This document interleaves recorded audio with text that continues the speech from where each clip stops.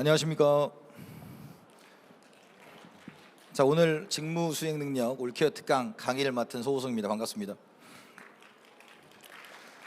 제가 여기 지금 한 11시쯤부터 와서 이게 다 봤는데 굉장히 즐겁더라고요. 그래서 많은 도움이 되는 말씀들 많이 해주시고, 근데 가장 중요한 게 일단 우리가 들어가야 되지 않겠어요? 그죠? 들어가야 되지. 사명감도 좋고 그 다음에 어떤 지역에 있고 다 좋은데 일단 들어가야 되니까 그 들어가는 과정에서 첫 번째 직업 기초 능력이 있고 두 번째 직무 수행 능력이라는 게 있죠. 그 얘기에 대해서 오늘 간단하게 준비를 해봤습니다. 자, 저는 이제 사진이 좀 잘 나왔죠. 네, 실물보다 사진이 좀 잘 나온 것 같고요. 그래서 저는 많은 곳에서 이런 취업 관련 강의 그리고 경제학 강의를 하고 있는 서호성입니다. 그래서 해커스, 메가스터디 이런 데서 강의를 하고 있고요. 오늘 한번 얘기를 좀 해보도록 하겠습니다. 자, 먼저 오늘 이제 강의의 순서는 뭐냐면 여러분들이 직무 수행 능력이라는 게 있죠. 근데 이제 여기에 오신 분들은 아직 직무 수행 능력이 정확히 뭔지 어떻게 준비해야 되는지 이런 것들을 좀 잘 알지 못하는 그런 분들일 거라고 생각이 됩니다. 그래서 아시는 분들은 조금 더 확실한 기억을 하시면 될 것 같고, 좀 모르시는 분들은 오늘 좀 정확하게 정리를 하고 가시면 좋을 것 같습니다. 직업 기초 능력이라는 게 기본적으로 여러 가지 여러분들이 회사 생활하면서 기본적으로 필요한 능력들을 공부하는 걸 거예요. 그래서 여러분들이 기본적인 수리, 언어, 그 다음에 순발력 이런 것들을 공부하는 거라면 직무 수행 능력이라는 것은 거기 보시면 직무 수행에 필요한 지식, 기술, 태도다. 조금 추상적입니다. 좀 추상적이에요. 그런데 결론적으로 말씀을 드리면 여러분들이 어떠한 그런 직무에 가서 어떤 회사에 가서 필요로 하는 지식들이 좀 있을 거예요. 그 지식들을 좀 추려서 가장 간단하게 4가지 정도로 만들어 놓은 시험이다. 그 중에서 어떤 것을 추구하느냐는 그 직무와 관련되어 있다. 이렇게 말씀드릴 수가 있는 것 같습니다. 그런데 이게 필기 시험이다 보니까 당연히 타당성, 여러분들이 이것의 결과에 승복을 할 수밖에 없게 만들어야 되잖아요. 그러니까 시험의 형태가 조금 우리가 봤던 시험과 유사한 형태로 볼 수밖에 없는 거예요. 그래서 기존에는 이러한 것들을 전공시험처럼 봤는데 그걸 이름을 조금 바꿔서 여러분들이 전공시험이지만 그 회사, 여러분들이 지원하고자 하는 그 회사에서 어떤 걸 추구하고자 하느냐를 조금 더 자세하게 본다. 그래서 여기 보시면 업무 상황에 적용할 수 있는 능력을 갖춘 그런 기초적인 기본적인 지식을 묻고 있다. 이렇게 보시면 될 것 같습니다. 자, 그래서 출제 방법은 심플해요. 평가 설계를 하고 문항 개발을 하고 타당성 검증을 합니다. 그래서 기본적으로 여태까지 대학교에서 배웠던 그런 전공들도 있지만 그 전공들을 우리가 같이 일을 하면서 직무기술서라는 걸 이해하는 거죠. 그래서 직무기술서, 그 다음에 난이도를 설계하고 그 다음에 이제 문항을 개발해낸다라는 겁니다. 그래서 이것이 정말로 맞는지 타당성 검증 및 개발을 완료한다. 이렇게 보시면 될 것 같아요. 자, 근데 여러분들이 제일 궁금해 하시는 첫 번째 포인트가 여길 겁니다. 아까 그 담당자분께서 이렇게 말씀을 하시더라고요. 존버하라. 존버하라. 보이지 않는 곳에서 노력하라.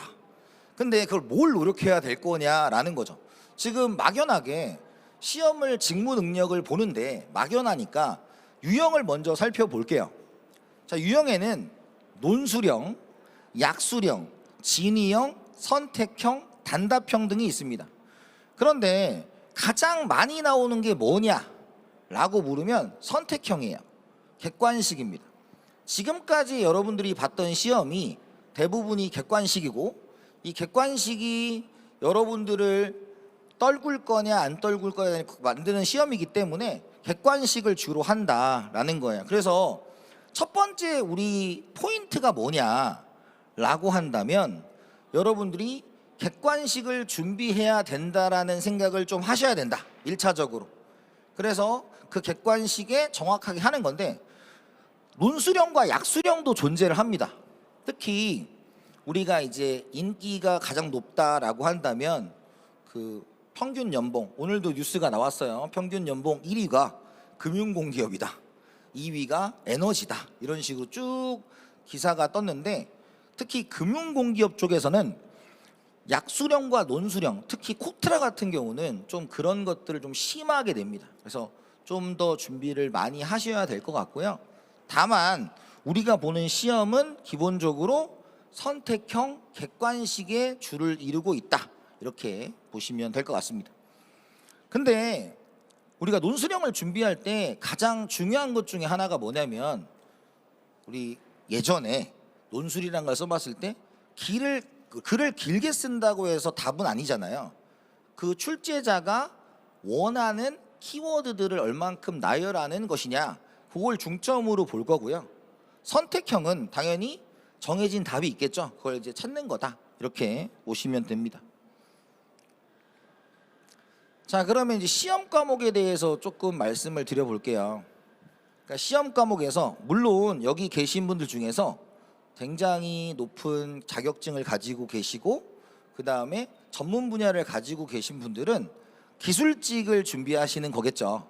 그래서 기술직은 전기, 기계, 토목 등의 기사 자격증까지 보유하신 분들이 좀 유리하고, 거기에 시험에서는 8, 90점을 가져가는 게 유리하다라는 겁니다. 근데 그런 분들보다는 여기에 오신 분들은 대부분 사무직을 원하실 거예요. 사무직을 원하실 거예요. 그래서 사무직에는 시험을 기본적으로 3가지의 유형을 봅니다. 3가지의 유형을 봐요. 근데 기본적으로 앞에서 말씀드렸던 것 중에서 아까 이제 그 담당자분이 우리 회사는 한국사를 봐요, 우리는 논술을 봐요, 이런 것들이 좀 있어요. 그래서 그 회사가 어떠한 것들을 중요시 하느냐, 그것들을 좀 잘 보셔야 됩니다. 일단 자기가 가고 싶은 회사, 내가 마음에 든 회사, 그 회사가 무엇을 원하는지 그걸 좀 정확하게 보실 필요가 있다라는 거예요.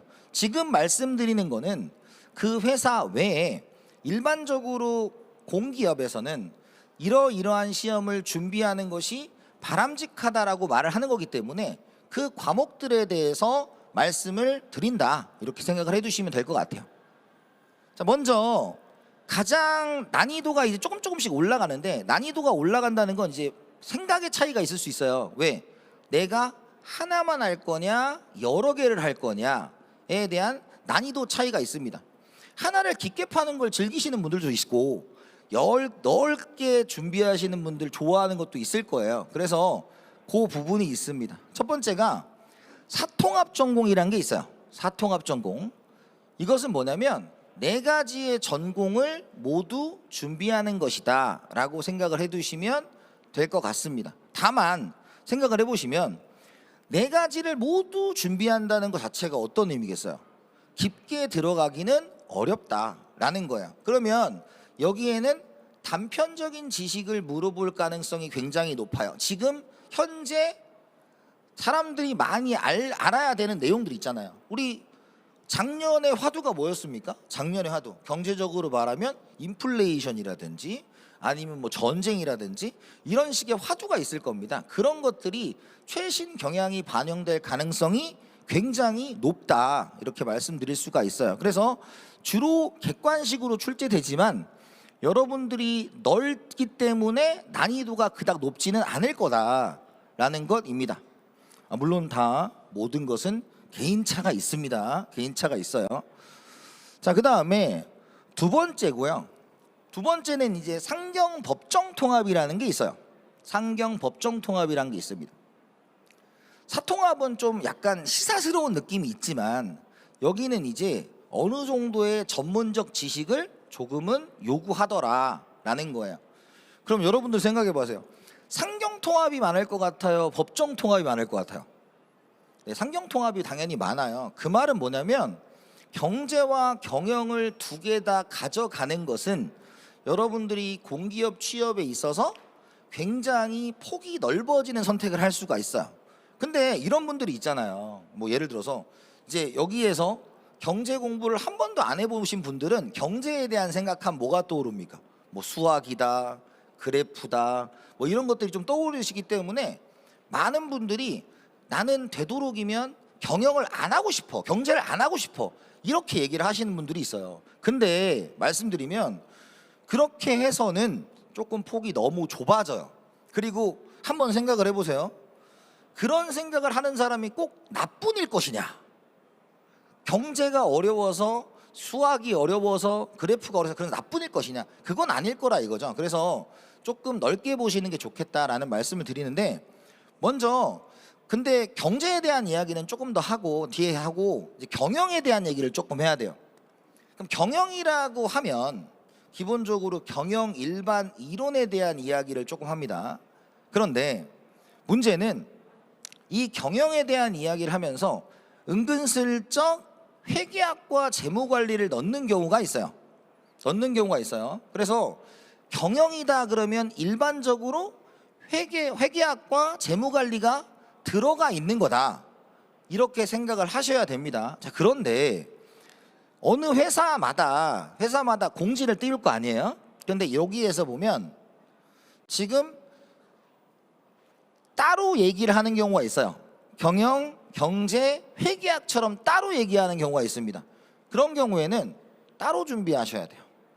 따로 준비하셔야 돼요. 그래서 그만큼 우리 회사에서는 이 세 가지를 동일한 비중으로 넣을 것이다 라는 거기 때문에 그 앞에서에 있는 그냥 경영학이다 그러면 개념을 물어볼 가능성이 높고, 이쪽으로 가게 되면 조금 더 자세한 이론을 물을 가능성이 높다라는 겁니다. 그래서 회사가 어떠한 것을 요구하느냐를 정확하게 인지하셔야 돼요. 그 회사가 올해는 어떤 걸 요구할 거냐 인지하셔야 되고, 그 다음에 법정 통합이 있습니다. 사실 법정 통합은 몇몇 개 회사에서 법정 통합을 요구하는 경우가 있고요. 그런 경우에는 정말 여러분들이 약간 내가 그 회사에 가고 싶다라는 것들을 좀 생각을 해야 돼요. 그래서 법정은 법학과 행정학에 해당하는 것이다 라는 겁니다. 자, 그 다음에 단일 전공에 대한 얘기를 해볼게요. 단일 전공에 대한 이야기. 단일 전공은 이제 하나의 시험을 준비하는 겁니다.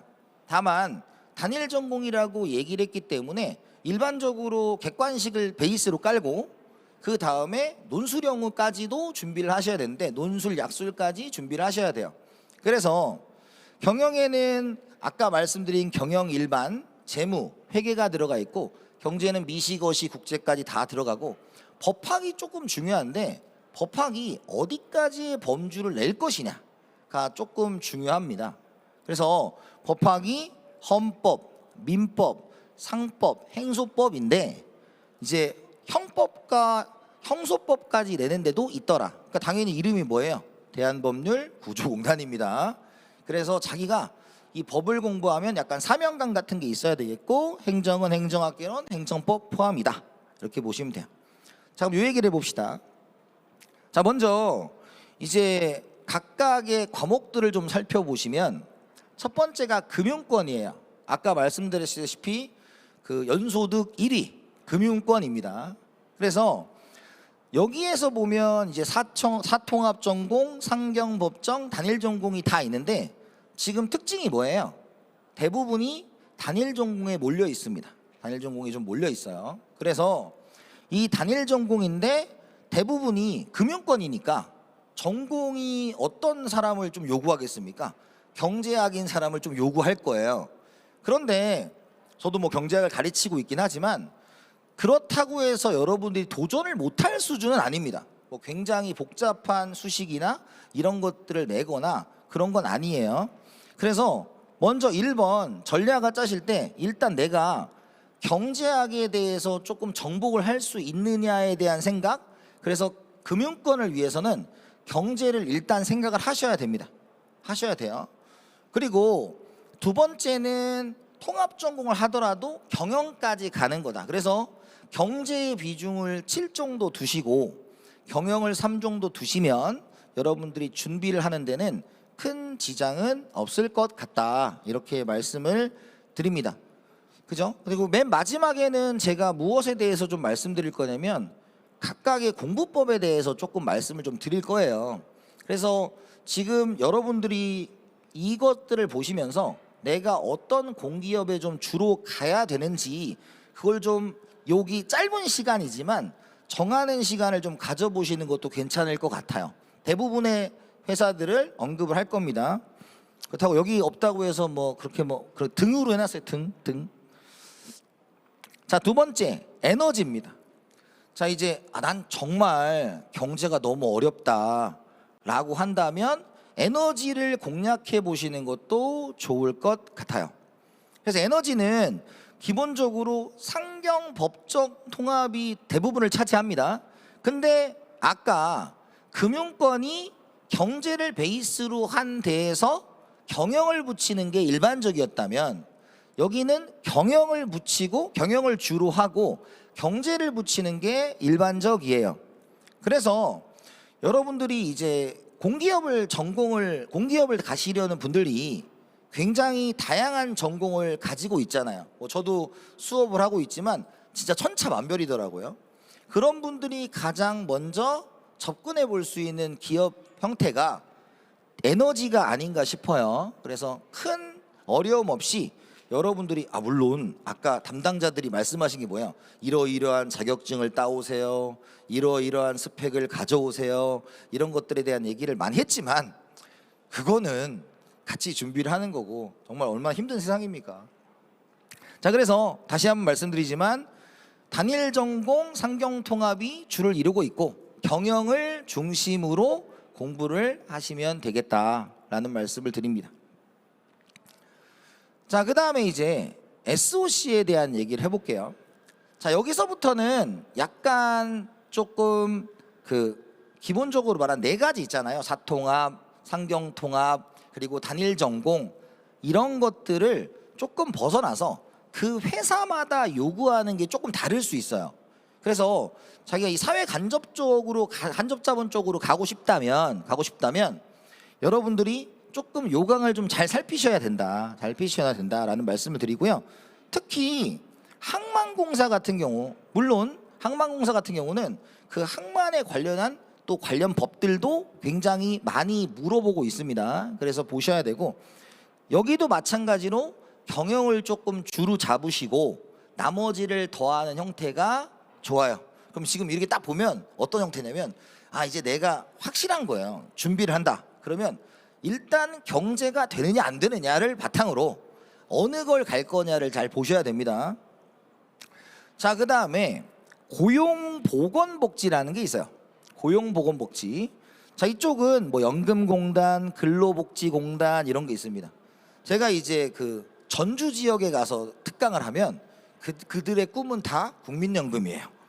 그러니까 각각의 지역에 가면 그런 것들이 있습니다.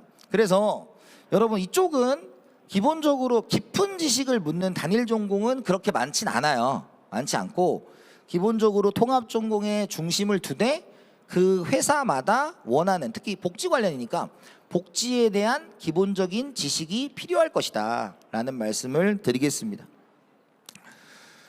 자, 그 다음에 농림수산환경에 대한 얘기를 해볼게요. 농림수산환경 이쪽도 마찬가지인데 이제 점점점 어떠냐면 경제 경영의 비율이 조금씩 줄어들고 있어요. 줄어들고 있는데 여기도 마찬가지로 단일 전공 비중이 좀 있습니다. 다만 여기도 마찬가지예요.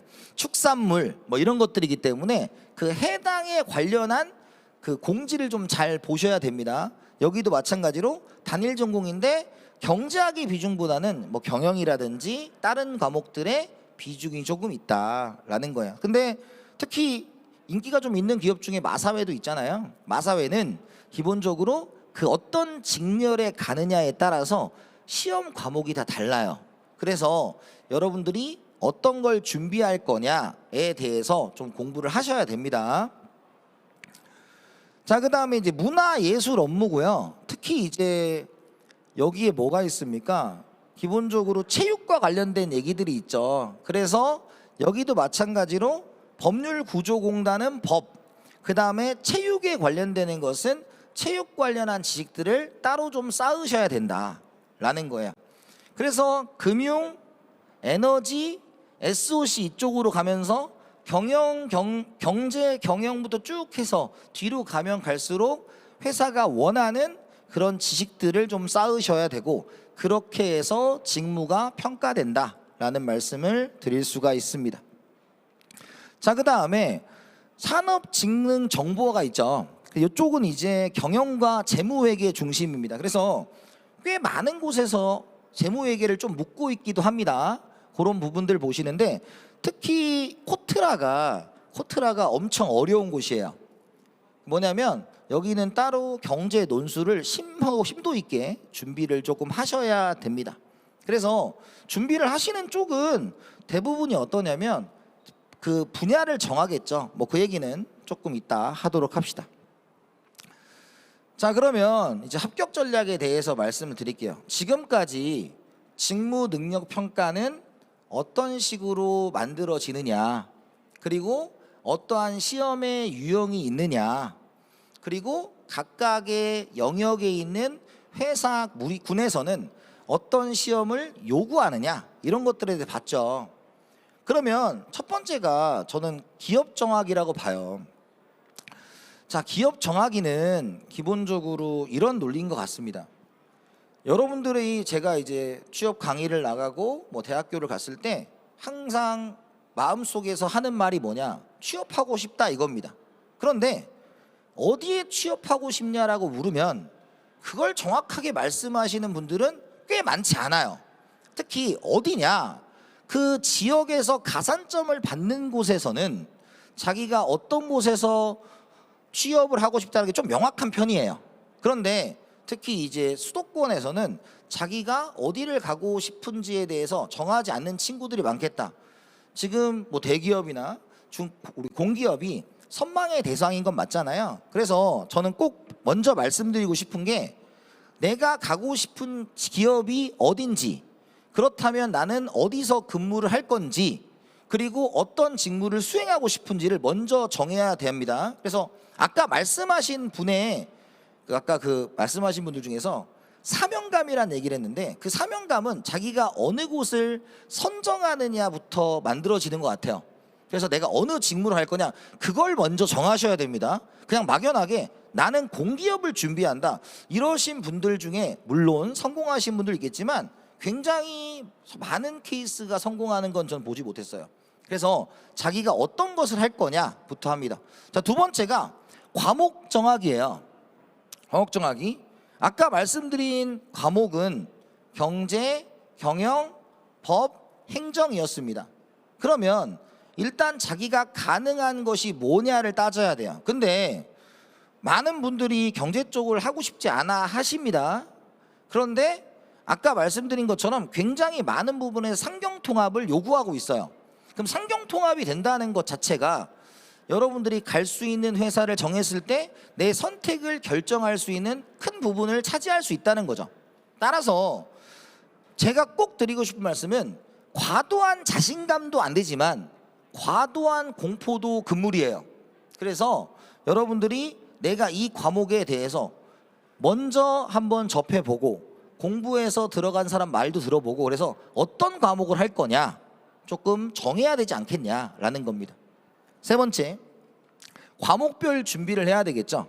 그런데 자기가 논술까지 갈 거냐 안 갈 거냐가 전 중요한 거라고 봐요.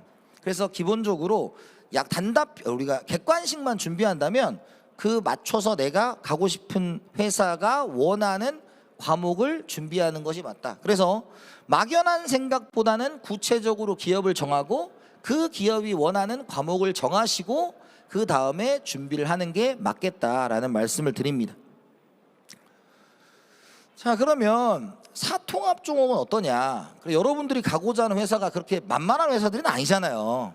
그렇잖아요. 여러분들이 여기에 이렇게 많은 분들이 와 계시고, 많은 분들이 와 계신다는 것은 그만큼 이곳이 모두에게 소중한 자리라는 것이겠죠. 그렇죠? 그러면 아주 단순한 시험의 논리는 아닐 거란 말이죠. 분명히 내용은 여러분들이 많이 알아야 되는 부분일 거다. 그런데 항상 말씀드리지만 범위가 넓어지면 시험은 쉬워진다 이겁니다. 범위가 넓어지면 시험은 쉬워진다.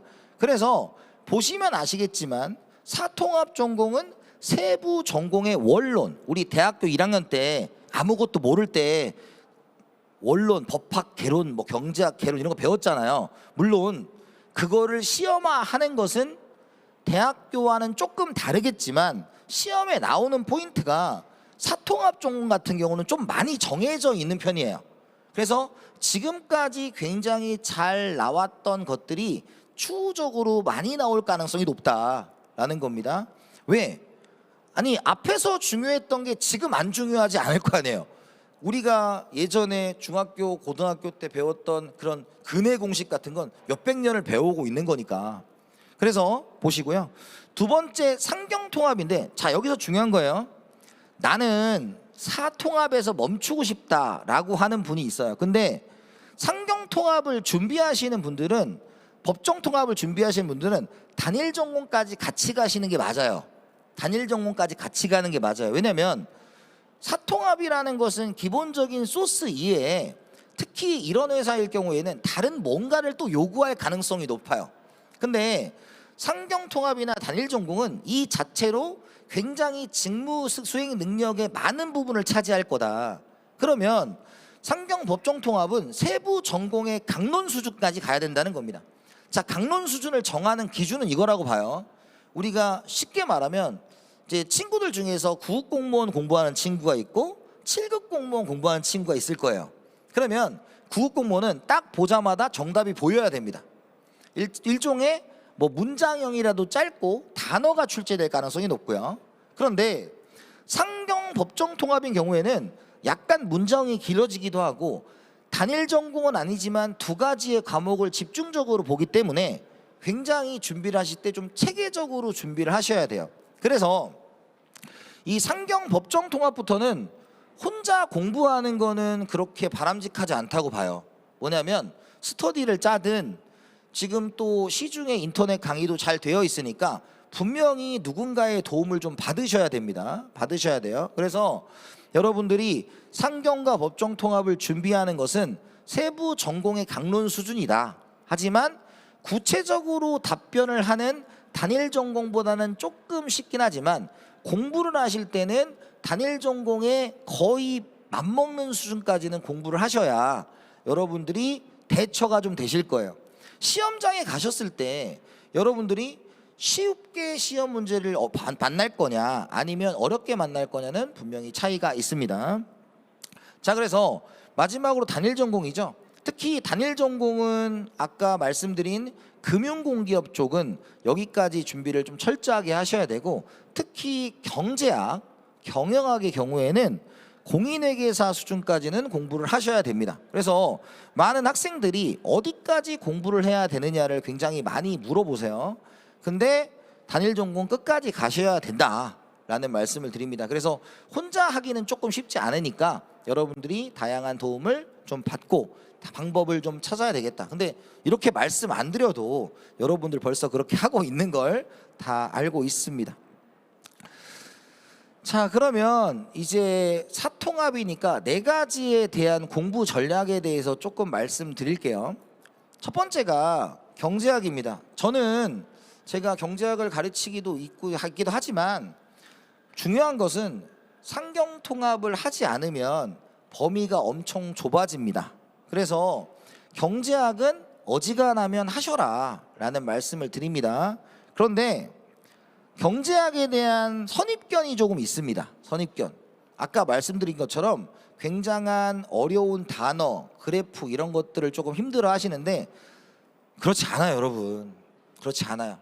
특히 증명에 조금 어려움은 있지만 그렇게 경제학이 수학이다라는 건 아니에요. 경제학이 특히 상경통합까지의 경제학은 어디까지의 경제학이냐면 중학교 2학년입니다. 중학교 2학년. 그 이상 그 이하도 아니에요. 근데 이제 나와 있는 책들이 조금 여러분들에게 거부감을 주는 경우가 많다. 그래서 선입견을 조금 버리셨으면 좋겠다. 이런 말씀을 드립니다. 자, 두 번째, 전체적인 흐름을 좀 파악해야 된다라는 겁니다. 제가 강의를 하면서 많이 느꼈던 건 뭐냐면 경제학을 도장 깨기 식으로 공부하시는 분들이 있어요. 예를 들어서 법이나 경영 같은 경우는 자기가 이해가 안 되면 그걸 끝까지 이해하려고 하는 거거든요. 근데 이건 경제학뿐만 아니라 지금 나가는 4가지 과목의 공통된 얘기예요. 우리가 이쪽에 있는 학문들은 대부분 대학교에서 다루는 내용이고, 대학교에서 다루는 내용은 조금 범위가 넓은 편입니다. 그런데 자기가 전체적인 흐름을 파악하기 전까지 자기가 모든 것을 이해해야만 한다라는 그런 강박관념이 좀 있으신 것 같아요. 절대로 그런 과목들이 아니에요. 경제, 경영, 법, 행정 그런 게 아니다. 그래서 저는 꼭 말씀드리고 싶은 게 전체적인 흐름을 좀 파악하셔야 된다. 그 흐름이 뭐냐면 여러분들이 이해가 되든 이해가 되지 않든 끝까지 가셔야 됩니다. 한 번을 도시면 여러분들 2번째는 엄청 쉬워질 건데, 대부분이 단군 신화의 호랑이 같으세요. 단군 신화의 호랑이 같으세요. 여기서 버텨라. 며칠 지나면 사람이 된다. 그래도 여러분들이 지금 당장 내가 이해를 못하니 이것은 옳지 않다, 이런 식으로 얘기하시는 분들이 꽤 많아요. 절대로, 특히 여러분들이 공기업에 가고 싶다면 그런 식의 공부는 절대로 도움이 되지 않습니다. 절대로 도움이 되지 않아. 지금 여기는 경제학으로 썼지만 전체적인 흐름을 파악하라는 것은 경제학뿐만 아니라 나머지 모든 과목에 적용되는 이야기다 라고 말씀드릴 수가 있겠고요. 3번째, 경제학은 더해지는 것이 없다라는 말이 있어요. 자, 뭐냐, 여러분들 여기서 더해진다라는 말은 경제학에서 물어볼 수 있는 이론적 베이스는 사망하신 사람들의 이론입니다. 그리고 그 이론들은 1990년대를 넘지 않아요.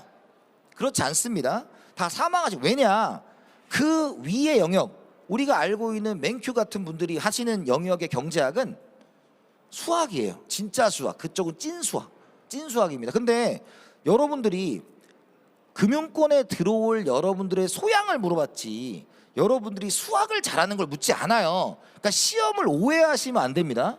하지만 지금에 나오는 이러한 일련의 상황들을 기존의 이론으로 설명할 수 있는 게 굉장히 많습니다. 따라서 더해지는 것이 없으니까 전체적인 흐름을 파악하고 반복하는 게 중요하겠다라는 말씀을 드리고요.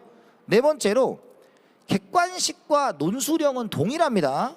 단 여러분들이 객관식을 풀 때 순서를 맞춰서 쓰는 연습을 하시면 돼요. 논술형은 딱 하나가 들어갑니다. 뭐가 들어가냐, 그 안에 이론의 그래프가 하나 더 들어가는 것 뿐이에요. 그래서 객관식과 논술형을 너무 다르게 생각하지 않았으면 좋겠다라는 말씀을 드립니다. 그래서 4가지 경제학에 대한 선입견을 버리고 전체적인 흐름을 파악하는 것은 뒤에 있는 모든 것에 다 적용된다. 3번째, 경제학은 더해지는 것이 없다. 4번째, 객관식과 논술형은 동일하다. 4가지입니다. 자, 그러면 경영학 전공에 대한 얘기를 해볼게요.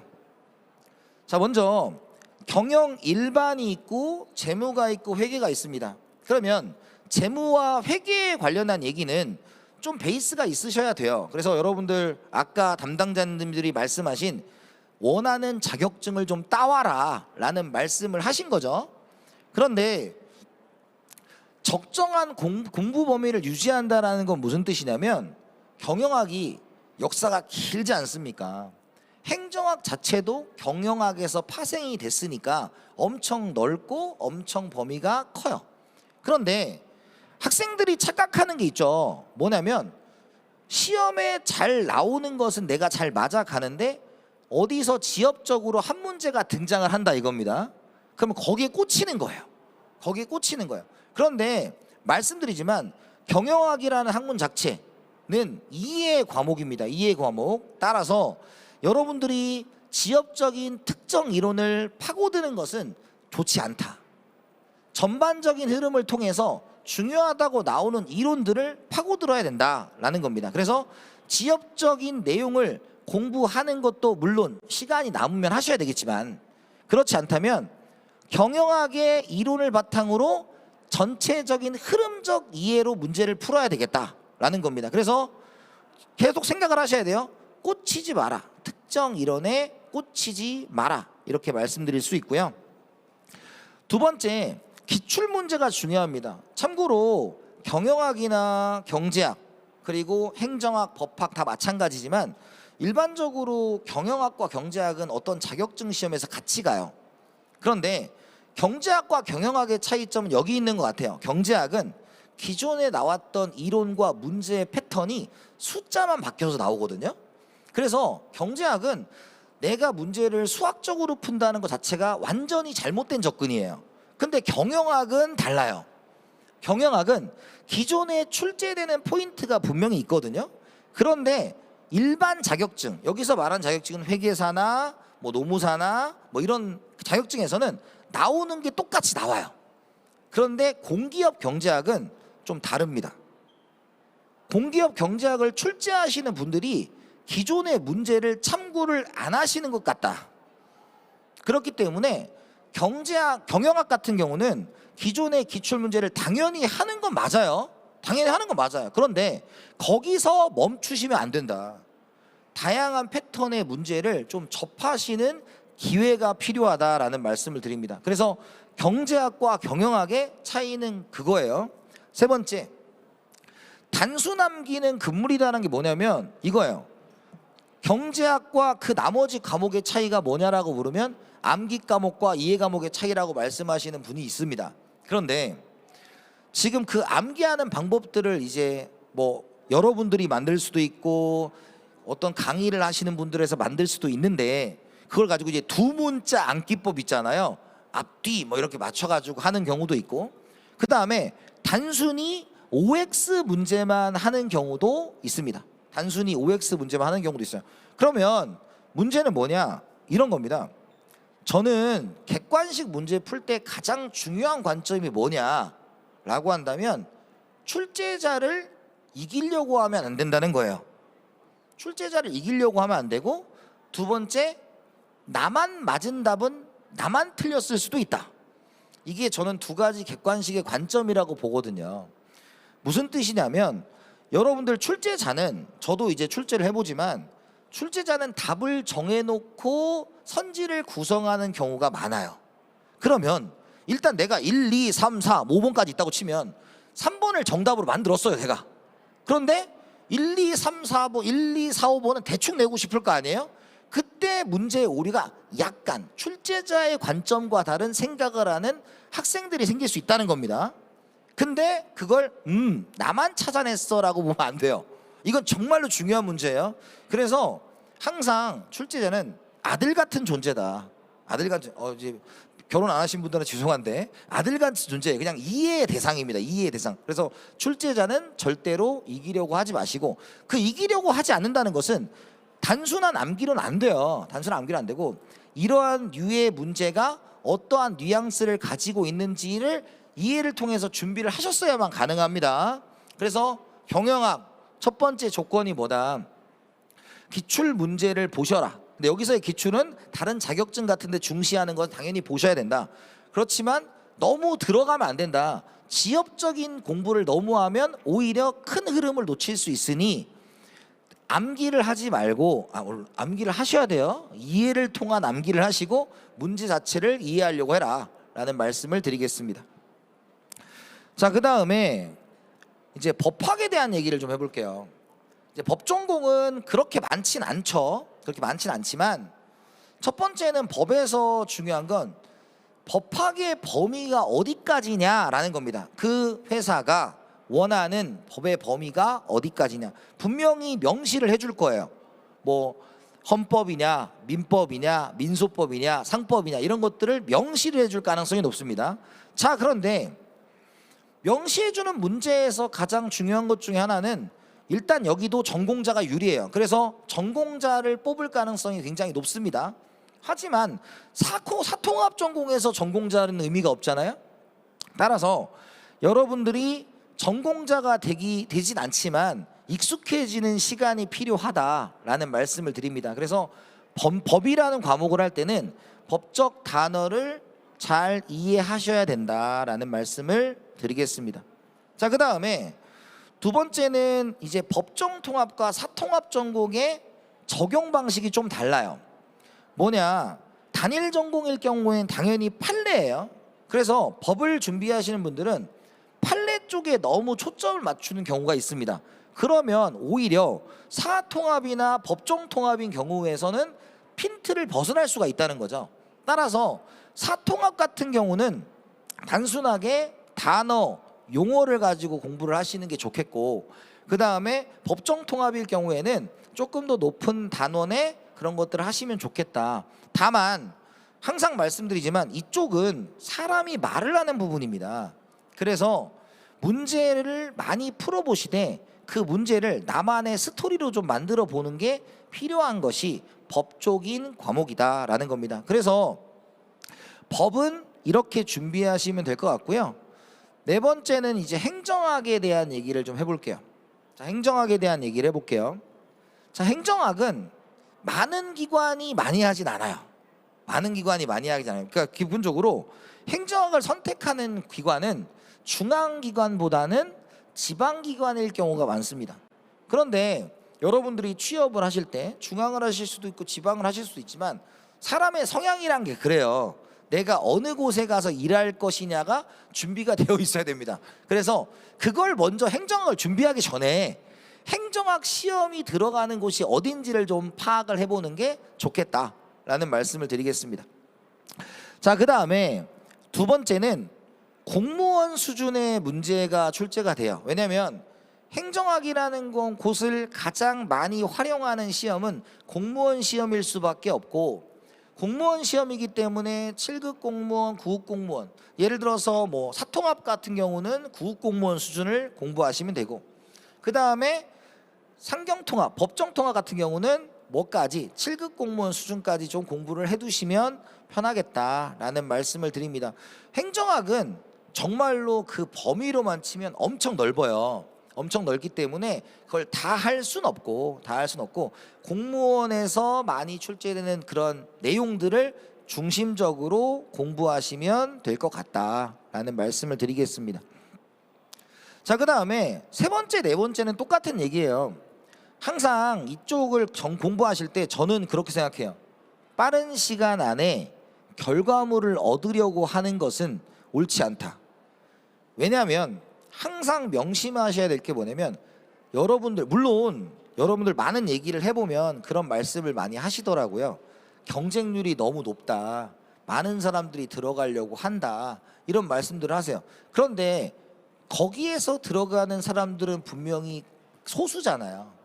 그럼 그 소수가 어떻게 공부하고 있는지를 좀 잘 살펴봐야 되지 않을까라는 생각이 듭니다. 그래서 여러분들이 공부할 때 아까 경영학에서 말했던 두 문자, 그리고 여기서도 마찬가지로 핵심 정리로 공부하시는 분들이 있어요.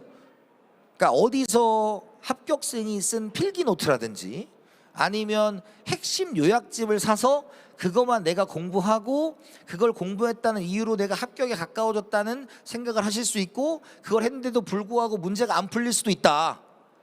그러면 공부 방법을 전면적으로 검토해 봐야 되지 않나라는 생각이 듭니다. 그래서 다 마찬가지예요.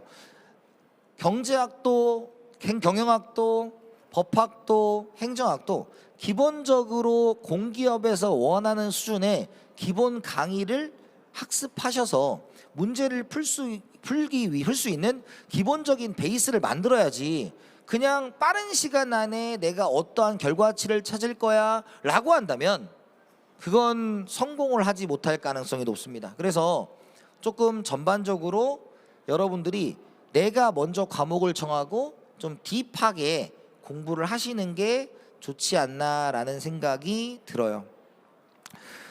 자, 그래서 여러분들에게 이제 끝날 시간이 됐습니다. 지금 전반적으로 말씀드린 건 이런 얘기였어요. 첫 번째, 여러분들이 어떤 기관에 갈 것인지를 정하셔라. 두 번째, 그렇다면 그 기관에서 요구하는 과목이 무엇인지를 보셔라.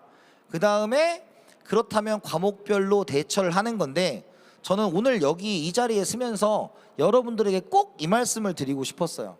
제가 많은 대학교에 가서 많은 이런 취업 강의를 했을 때 제가 살아왔던 시대보다 여러분들이 훨씬 더 노력하고 있는 것 같습니다.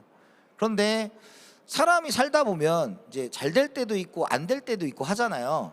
그런데 젊은 날에 이런 시간들을 너무 딥하게 낙담하지 마시고 여러분들 충분히 잘 하고 계시고 여러분들 모두 잘 되실 거니까 여러분들의 오늘 강의가 조금이나마 도움이 됐길 바라면서 여러분들의 꼭 원하시는 기업에 합격하시기를 간절히 기원하겠습니다. 수고하셨습니다.